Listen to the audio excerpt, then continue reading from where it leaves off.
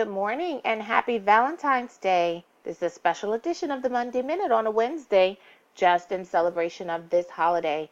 I hope you have a wonderful day today and feel all the love. I wonder how we can ensure students are meeting the TEKS. When we look at the TEKS, we certainly pay attention to the verbs in the phrases. For instance, here, identify, apply, collect, and evaluate. But we often overlook the phrase that occurs before that. And that phrase is, the student is expected to. So as the teacher, I don't need to identify key features. The students need to do that. I don't need to apply systems of thinking. The students need to do that.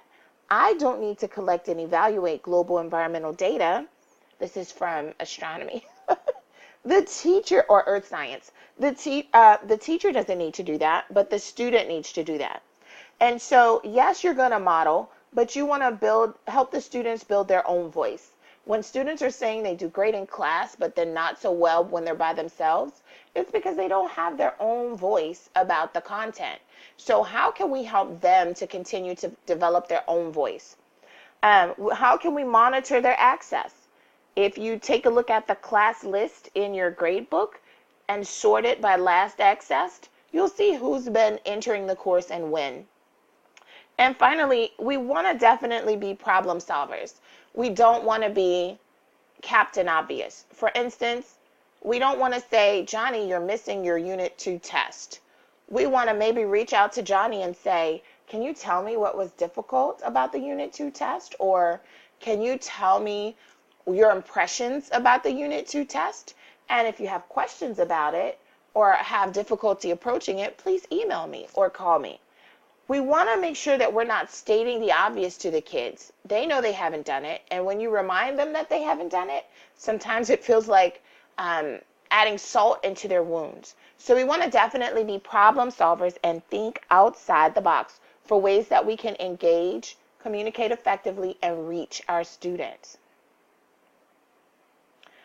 Speaking of those things, as I just mentioned, you may want to go take a look at your class list. This is in D2L under Tools, Class List, and then sort for access. You definitely want to update your WIG. The school's WIG is to reach 85% passing across the board. For science, our WIG is 88.69%, which is 5% higher than we got to last year in the spring, and springs typically got a higher pass rate than fall.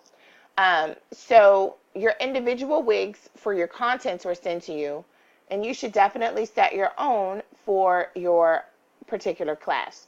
Think about using other data sources. We didn't have a tracker for a while, and if you have questions about how to use D2L data or how to mine D2L for data, let's talk about those. Reach out.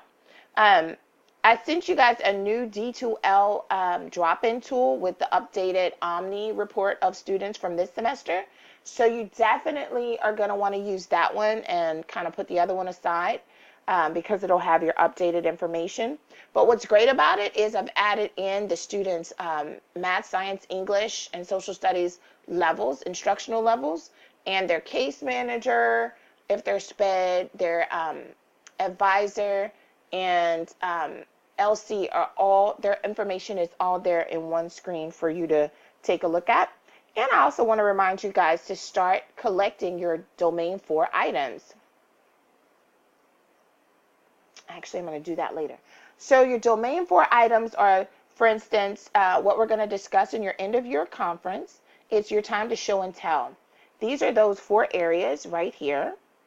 And this is where you get credit for if you're sharing on your team, if you're being a problem solver on your team and then sharing that with the department or sharing it with the school. If you've attended a conference and there's something you want to share, if you discover a new way to do something in USA Test Prep or in D2L and you share that practice with the team.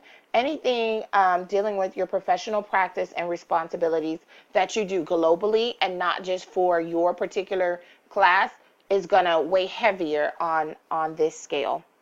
And finally, let's talk a little bit about Target Teach.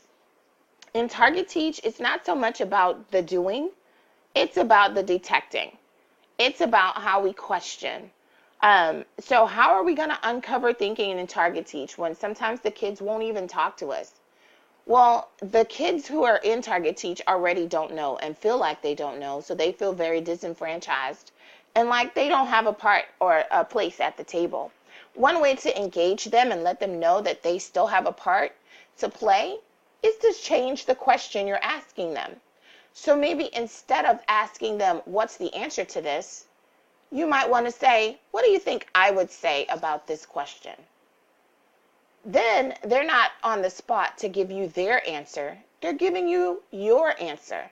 And believe it or not, just that little play on words will eliminate some of the stress for them. Or maybe you give them a couple choices.